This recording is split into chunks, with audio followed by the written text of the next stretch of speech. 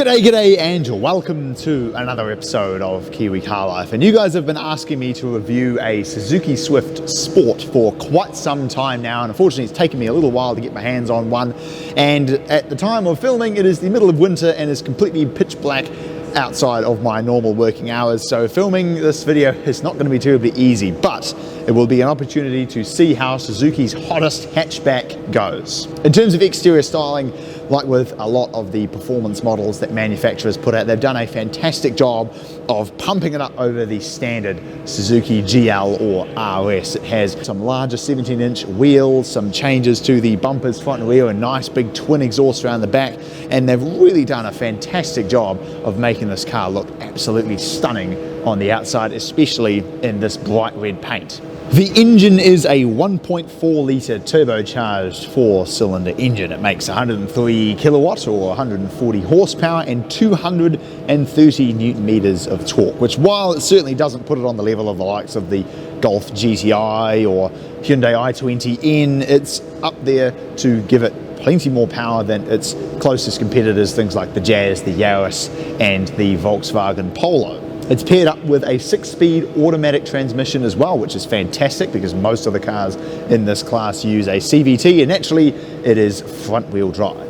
The interior, I must say, while you can tell that it is definitely a cheaper car, everything is very hard, scratchy plastic. If you look past the quality of the materials, it's a very nice looking interior. The steering wheel is nice and sporty, has some big 10-2 grips up here and paddle shifters and plenty of buttons to control your adaptive cruise control and various functions on the infotainment system down here. The gauges are unquestionably the best looking part of this car. The infotainment system is a bit of a letdown. It's not the greatest infotainment system, but thankfully you can get past a lot of its flaws by just using Apple CarPlay, and then all your music, your phone and your navigation can be done with a nice fancy Apple or Android display rather than the built-in Suzuki one, which isn't really all that great. You've got reasonably comfortable cloth seats with a solid amount of bolstering that do hold you in quite well, and while the central armrest on the door and down here are very hard, and like I mentioned, all the other materials are quite scratchy, it's got a fairly average size boot and not a whole lot of rear leg room. It's got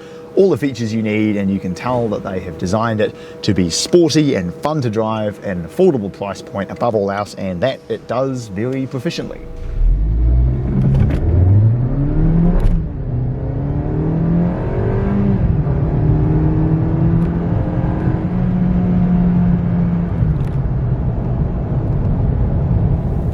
Driving the Suzuki Swift Sport.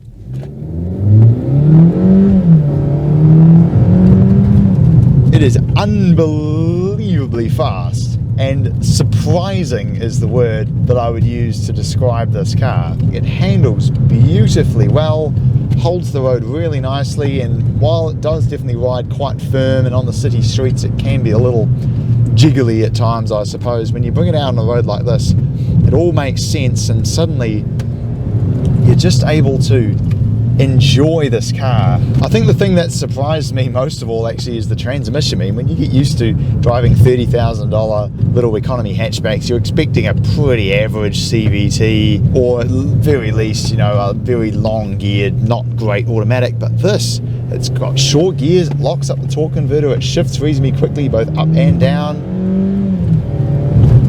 and it really makes the most of the 1.4 turbo engine that this car's got. The only cons, as far as I'm aware, with the car as a whole is the infotainment system's not great, but at least you can use Apple CarPlay.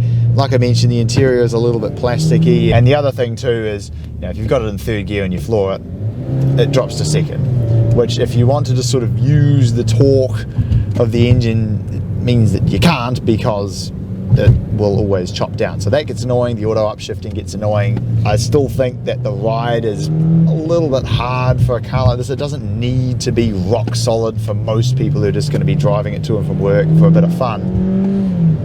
But when you get it out on a road like this, it does make a lot more sense, and you're left with a car that's really zippy with a good transmission, at least from a gear changing perspective.